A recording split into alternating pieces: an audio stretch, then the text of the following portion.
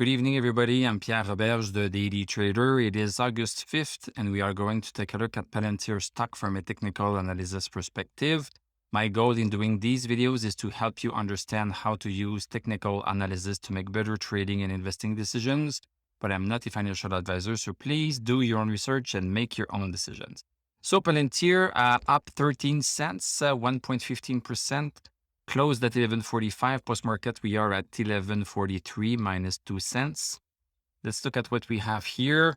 We are still bouncing on the $11 support. So we went and broke a little bit today, but closed back up very close to this upward resistance. The stock is behaving exactly what it should with our support and resistance lines. Let's look at the 1 hour chart.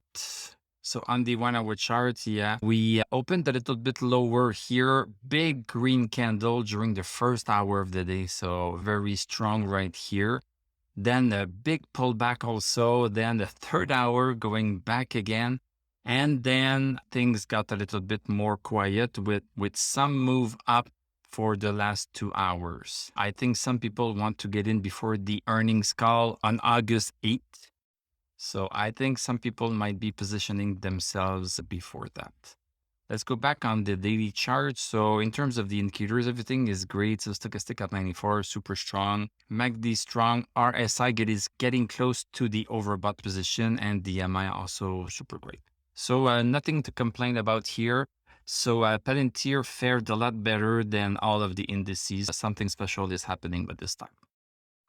Thank you very much for watching. Thank you for liking, commenting, subscribing. If you like what I do, you can become a YouTube member. Click on my TradingView affiliate link. I'm going to wish you a great evening. We are going to talk on Monday, unless you are a member. In this case, we are going to talk on Sunday, looking at the weekly chart for Tesla, Palantir, and the indices. So have a great weekend, and I'm going to tell you à la prochaine.